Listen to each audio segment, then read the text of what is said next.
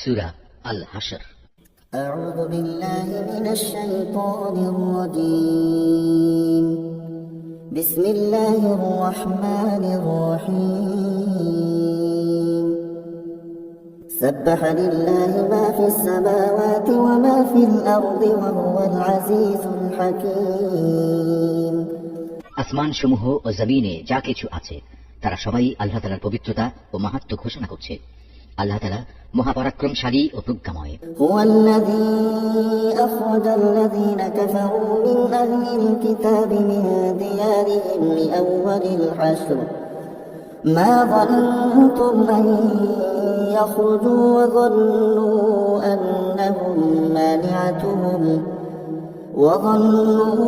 أنهم مانعتهم حصونهم من الله فأتاهم الله من حيث لم يحتسبوا وقذف في قلوبهم الرعب يخربون بيوتهم بأيديهم وأيدي المؤمنين فاعتبروا يا أولي الأبصار তিনি হচ্ছেন সেই মহান সত্তা যিনি আহলে কিতাবদের মাঝে যারা আল্লাহকে অস্বীকার করেছে তাদের প্রথম নির্বাসনের দিনেই তাদের নিজ বাড়িঘর থেকে বের করে দিয়েছিলেন। অথচ তোমরা তো একথা কল্পনাও করনি যে ওরা কোনোদিন এ শহর থেকে বেরিয়ে যাবে। তারা নিজেরাও চিন্তা করেনি। তারা তো বরং ভেবেছিল তাদের দুর্ভেদ্য দুর্গগুলো তাদের আল্লাহ তাআলার বাহিনী থেকে বাঁচিয়ে দেবে। কিন্তু তাদের উপর এমন একদিক থেকে আল্লাহর পাকড়াও এসে তাদের ধরে ফেলল যা ছিল তাদের কল্পনার বাইরে। আল্লাহ সে পাকড়াও তাদের অন্তরে প্রচন্ড ভীতির সঞ্চার করল। ফলে তারা নিজেদের হাত দিয়েই এবং কিছু কিছু ক্ষেত্রে মোমেনদের হাত দিয়ে নিজেদের বাড়িঘর ধ্বংস করে দিল। অতএব হে চক্ষুষ্মান ব্যক্তিরা, এদের নির্বাসনের ঘটনা থেকে তোমরা শিক্ষা গ্রহণ করো। ولولا أن كتب الله عليهم الجلاء لعذبهم في الدنيا ولهم في الآخرة عذاب النار যদি আল্লাহ তাআলা ওদের উপর নির্বাসিত করার সিদ্ধান্ত বসিয়ে না দিতেন তাহলে আগের জাতিসমূহের মতো তিনি তাদের এ দুনিয়ায় রেখেই কঠোর শাস্তি দিতে পারতেন। অবশ্য তাদের জন্য পরকালে জাহান্নামের আগুন তো প্রস্তুত রয়েছেই। ذلك بأنهم شاقوا الله ورسوله ومن يشاق الله فإن الله شديد العقاب ওটা এজন্যই রাখা হয়েছে যে তারা আল্লাহ তাআলা ও তার রাসূলের সুস্পষ্ট বিরুদ্ধাচরণ করেছিল। আর যে কেউই আল্লাহর বিরোধিতা করে তার জানা উচিত আল্লাহ তাআলা শাস্তি দানের ব্যাপারে অত্যন্ত কঠোর। ما قطعتم من لينة أو تركتموها قائمة على أصولها فبإذن الله وليخزي الفاسقين এ সময় তোমরা যেসব খেজুর গাছ কেটে ফেলেছ এবং যেগুলো না কেটে তার মূলের উপর দাঁড়িয়ে থাকতে দিয়েছ তা অসঙ্গত ছিল না, বরং তা ছিল সম্পূর্ণ আল্লাহ তাআলার অনুমতিক্রমেই। আর আল্লাহ তাআলা অনুমতি এ কারণেই দিয়েছেন যেন তিনি এ দ্বারা নাফরমানদের অপমানিত করতে পারেন। وما أفاء الله على رسوله منهم فما أوجفتم عليه من خير ولا ركاب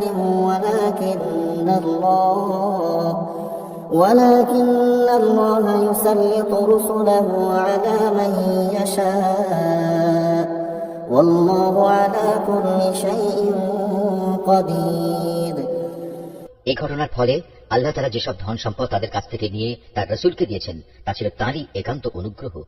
তোমরা তো এগুলো পাওয়ার জন্য কোনো ঘোড়ায় কিংবা উষ্ট্রে আরোহণ করে যুদ্ধ করনি। আসলে আল্লাহ তাআলা যার উপরই চান তার উপরই তার রাসূলকে কর্তৃত্ব প্রদান করে থাকেন। আর আল্লাহ তাআলা সর্ববিষয়ের উপরই শক্তিমান। মা আল্লাহু আলা রাসূলিহি মিন আহলিল কুরা فلله وللرسول ولذي القربى واليتامى والمساكين وابن السبيل كي لا يكون دولة بين الأغنياء منكم وما آتاكم الرسول فخذوه وما نهاكم عنه فانتهوا واتقوا الله إن الله شديد العقاب আল্লাহ তাআলা ধন সম্পদের যা কিছু সেই জনপদের মানুষদের কাছ থেকে নিয়ে তার রসুলকে দিয়েছেন তা হচ্ছে আল্লাহর জন্য, রসুলের জন্য, রসুলের আত্মীয় স্বজন, এতিম মিসকিন ও পথচারীদের জন্য। সম্পদ তোমরা এমন ভাবে বন্টন করবে যেন তা কেবল তোমাদের সমাজের বিত্তশালী লোকদের মাঝেই আবর্তিত না হয়, এবং আল্লাহর রসুল তোমাদের যা কিছু অনুমতি দেয় তা তোমরা গ্রহণ করো, এবং সে যা কিছু নিষেধ করে তা থেকে বিরত থাকো। আল্লাহ তাআলাকেই ভয় করো, অবশ্যই আল্লাহ তাআলা কঠোর শাস্তিদাতা। للفقراء المهاجرين الذين أخرجوا من ديارهم وأموالهم يبتغون فضلا من الله ورضوانا وينصرون الله ورسوله أولئك هم الصادقون। এ সম্পদ সেসব অভাবগ্রস্ত মুহাজিরদের জন্য যাদের আল্লাহর উপর ঈমানের কারণেই নিজেদের ভিটে মাটি ও সহায় সম্পদ থেকে উচ্ছেদ করে দেওয়া হয়েছে, অথচ এই লোকগুলো আল্লাহর অনুগ্রহ ও তার সন্তুষ্টি হাসিল করতে চায়। আল্লাহ তাআলা ও তার রাসূলের সাহায্য সহযোগিতায় তৎপর থাকে। মূলত এই লোকগুলোই হচ্ছে সত্যাশ্রয়ী।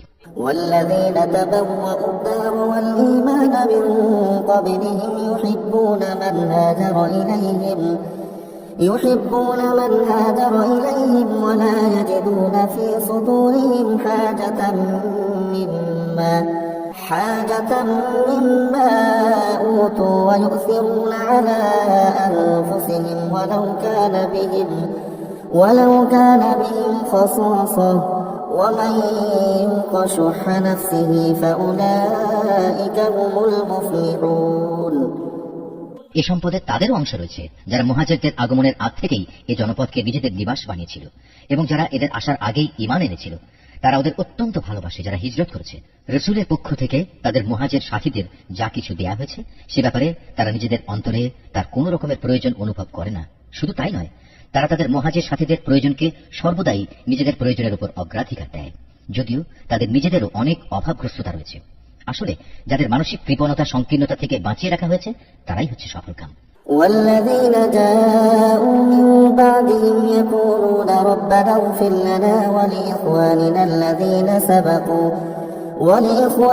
الذين سبقونا بالإيمان ولا تجعل في قلوبنا غلا للذين آمنوا ربنا إنك رؤوف رحيم। সে সম্পদ তাদের জন্য যারা তাদের মুহাজির ও আনসারদের পরে এসেছে। এরা সব সময় বলে, হে আমাদের মালিক, তুমি আমাদের মাফ করে দাও। আমাদের আগে আমাদের যে ভাইয়েরা ঈমান এনেছে তুমি তাদেরও মাফ করে দাও, এবং আমাদের মধ্যে যারা ঈমান এনেছে তাদের ব্যাপারে আমাদের মনে কোনো রকম হিংসা বিদ্বেষ রেখো না। হে আমাদের মালিক, তুমি অনেক মেহেরবান ও পরম দয়ালু। ألم تر إلى الذين نافقوا يقولون لإخوانهم الذين كفروا من أهل الكتاب لئن أخرجتم لنخرجن معكم ولا نطيع فيكم أحدا أبدا وإن قتلتم لننصرنكم والله يشهد إنهم لكاذبون। হে রাসূল, তুমি কি সেসব মুনাফিকদের আচরণ লক্ষ্য করনি যারা তাদের কাফের আহলে কিতাব ভাইদের বলে, যদি তোমাদের কখনো এই জনপদ থেকে বের করে দেওয়া হয় তবে আমরাও তোমাদের সাথে একাত্মতা দেখিয়ে এখান থেকে বেরিয়ে যাব, এবং তোমাদের স্বার্থের বেলায় আমরা কখনো অন্য কারো আনুগত্য করব না। আর তোমাদের সাথে যদি যুদ্ধ বাঁধিয়ে দেওয়া হয় তাহলে আমরা অবশ্যই তোমাদের সাহায্য করব। কিন্তু আল্লাহ তাআলা নিজেই সাক্ষ্য দিচ্ছেন, এরা নিঃসন্দেহে কপট মিথ্যাবাদী।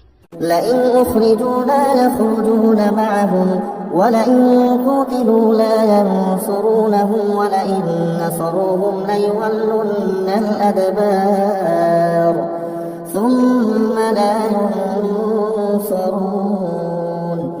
সত্য কথা হচ্ছে, যদি তাদের বের করেই দেয়া হয় তাহলে এরা কখনো তাদের সাথে বের হবে না। আবার যুদ্ধে আক্রান্ত হলে এরা তাদের কোনো প্রকার সাহায্যও করবে না। যদি এরা সাহায্য তাদের করেও তবু নিঃসন্দেহে এরা পৃষ্ঠ প্রদর্শন করবে। অতঃপর এ লোকদের আর কোনো উপায়ই কোনো সাহায্য করা হবে না। لأنتم أشد رهبة في صدورهم من الله ذلك بأنهم قوم لا يفقهون। আসলে এদের অন্তরে আল্লাহ চাইতে তোমাদের ভয় বেশি বড় হয়ে বসে আছে। এর কারণ হচ্ছে এরা এমন একটি জাতি যারা আসল কথাই বুঝতে পারে না। لا يقاتلونكم جميعا إلا في قرى محصنة أو من وراء جدر بأسهم بينهم شديد تحسبهم جميعا وقلوبهم شتى ذلك بأنهم قوم لا يعقلون এরা কখনো ঐক্যবদ্ধ হয়েও তোমাদের সাথে লড়াই করতে আসবে না। যদি করেও তা করবে অবশ্য কোন সুরক্ষিত জনপদের ভেতরে বসে অথবা নিরাপদ পাঁচিলের আড়ালে থেকে। আসলে তাদের নিজেদের পারস্পরিক শত্রুতা খুবই মারাত্মক। তুমি তো এদের মনে করো এরা ঐক্যবদ্ধ, কিন্তু মোটেই তা নয়। এদের অন্তর হচ্ছে শতথা বিচ্ছিন্ন, কেননা এরা হচ্ছে নির্বোধ সম্প্রদায়। كمثل الذين من قبلهم قريبا ذاقوا وبال أمرهم ولهم عذاب أليم এদের অবস্থাও সেই আগের লোকদের মতো, যারা মাত্র কিছুদিন আগে নিজেদের কৃতকর্মের পরিণাম হিসেবে বিতাড়িত হবার শাস্তি ভোগ করেছে। তাছাড়া পরকালেও এদের জন্য কঠিন আযাব রয়েছে। كمثل الشيطان إذ قال للإنسان اكفر فلما كفر قال إني بريء منك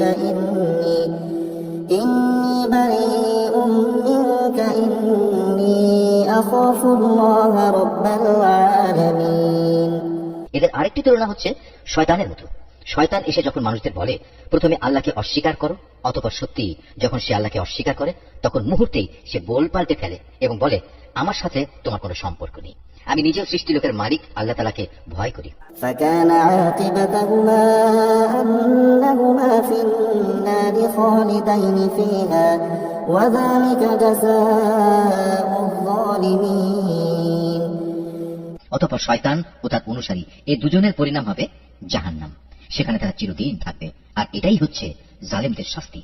يا أيها الذين آمنوا اتقوا الله ولتنظر نفس ما قدمت لغد واتقوا الله إن الله خبير بما تعملون হে মানুষ, তোমরা যারা ঈমান এনেছো আল্লাহ তাআলাকে ভয় করো। তোমাদের প্রত্যেকেরই উচিত ভালো করে লক্ষ্য করা যে আগামীকাল আল্লাহর সামনে পেশ করার জন্য সে কি আমলনামা পেশ করতে যাচ্ছে। তোমরা আল্লাহকে ভয় করতে থাকো, অবশ্যই তোমরা যা কিছু করছো আল্লাহ তাআলা তার পূর্ণাঙ্গ খবর রাখেন। ولا تكونوا كالذين نسوا الله فأنساهم أنفسهم أولئك هم الفاسقون তোমরা তাদের মতো হও না যারা দুনিয়ার ফাঁদে পড়ে আল্লাহকে ভুলে গেছে এবং এর ফলে আল্লাহ তাআলাও তাদের নিজ নিজ অবস্থা ভুলিয়ে দিয়েছেন। আসলে এরা হচ্ছে আল্লাহর নাফরমান। لا يستوي أصحاب النار وأصحاب الجنة أصحاب الجنة هم الفائزون জাহান্নামের অধিবাসী ও জান্নাতের অধিবাসীরা কখনো এক হতে পারে না। জান্নাতবাসীরা অবশ্যই সফলকাম। لو أنزلنا هذا القرآن على جبل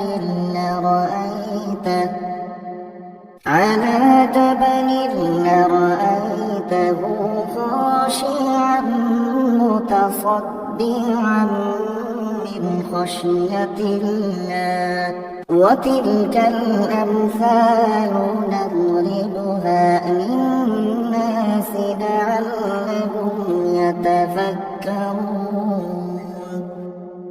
আমি যদি এ কোরআন কোনো পাহাড়ের উপর নাজিল করতাম তাহলে তুমি অবশ্যই তাকে দেখতে কিভাবে তা বিনীত হয়ে আল্লাহর ভয়ে বিদীর্ণ হয়ে পড়ে। আমি এসব উদাহরণ মানুষের জন্য এ কারণেই বর্ণনা করছি যেন তারা কোরআনের মর্যাদা সম্পর্কে চিন্তা ভাবনা করতে পারে। هو الله الذي لا إله إلا هو عالم الغيب والشهادة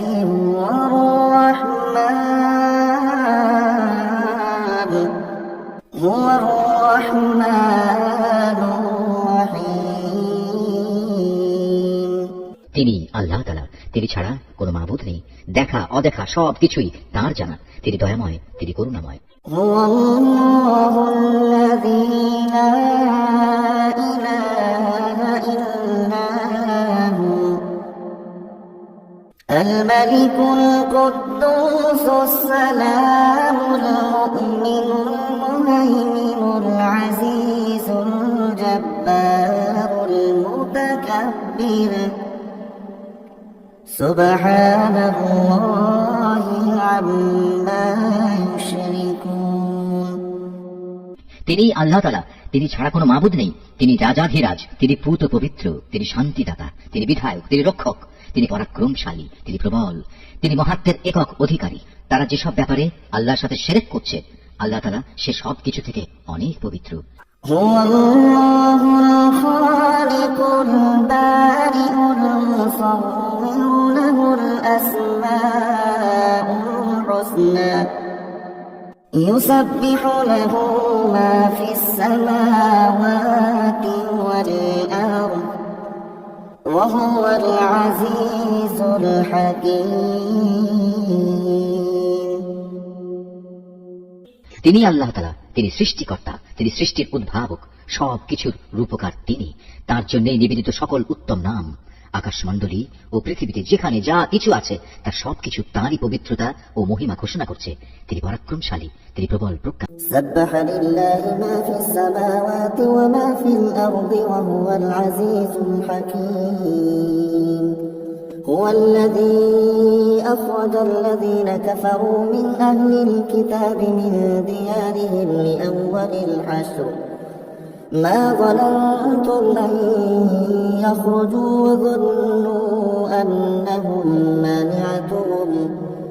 وظنوا أنهم مانعتهم حصونهم من الله فأتاهم الله من حيث لم يحتسبوا وقذف في قلوبهم الرعب يخربون بيوتهم بأيديهم وأيدي المؤمنين فاعتبروا يا أولي الأبصار ولولا أن كتب الله عليهم الجلاء لعذبهم في الدنيا ولهم في الآخرة عذاب النار ذلك بأنهم شاقوا الله ورسوله ومن يشاق الله فإن الله شديد العقاب ما قطعتم من لينة أو تركتموها قائمة على أصولها فبإذن الله وليخزي الفاسقين وما أفاء الله على رسوله منهم فما أوجفتم عليه من خيل ولا ركاب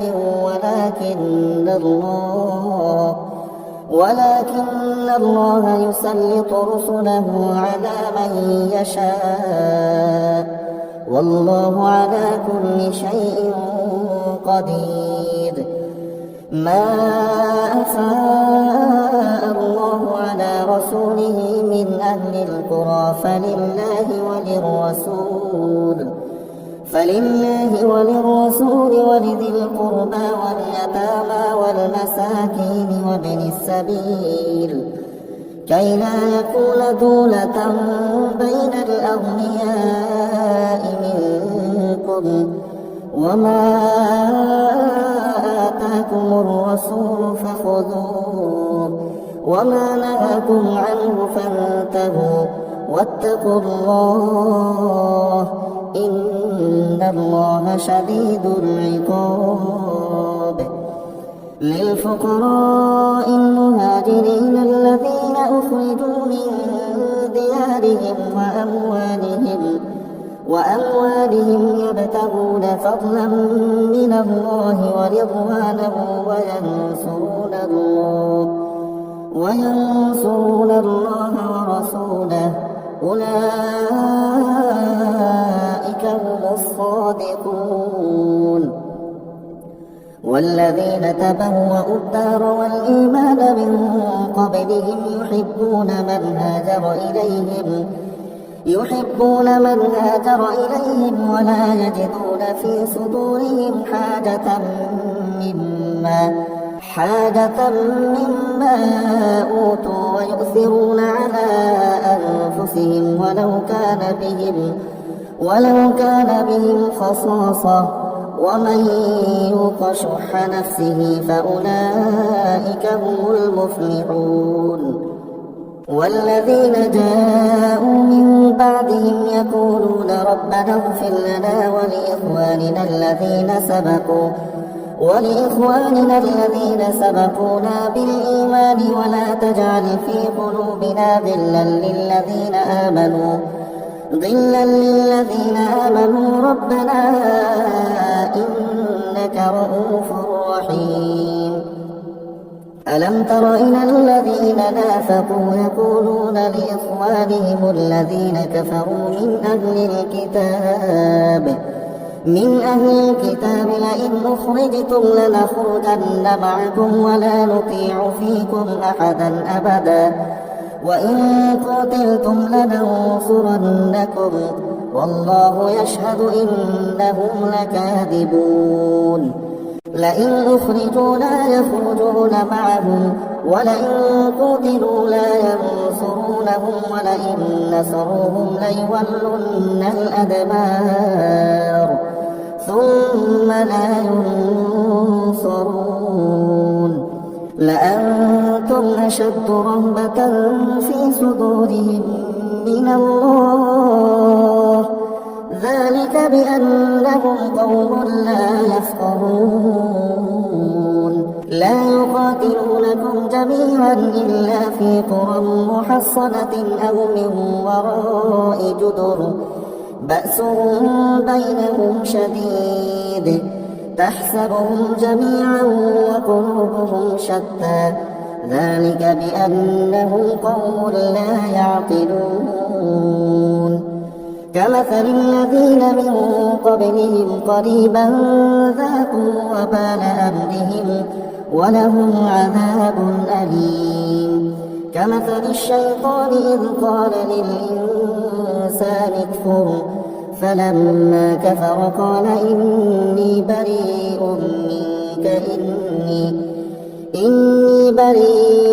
منك إني أخاف الله رب العالمين. فكان عاقبتهما أنهما في النار خالدين فيها وذلك جزاء الظالمين. يا أيها الذين آمنوا اتقوا الله ولتنظر نفس ما قدمت لغد واتقوا الله إن الله خبير بما تعملون. ولا تكونوا كالذين نسوا الله فأنساهم أنفسهم أولئك هم الفاسقون. لا يستوي أصحاب النار وأصحاب الجنة هم الفائزون. لو أنزلنا هذا القرآن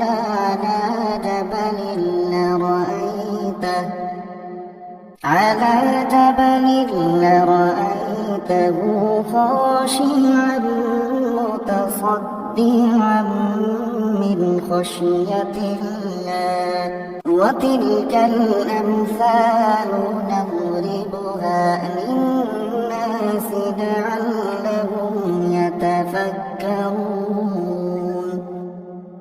هو الله الذي لا إله إلا هو عالم الغيب والشهادة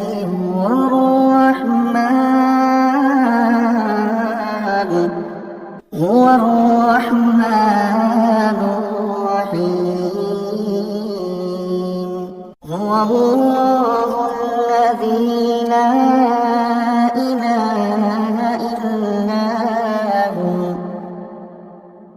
الملك القدوس السلام المؤمن المهيمن العزيز الجبار المتكبر سبحان الله عما يشركون. هو الله الخالق البارئ المصور له الأسماء يسبح له ما في السماوات والأرض وهو العزيز الحكيم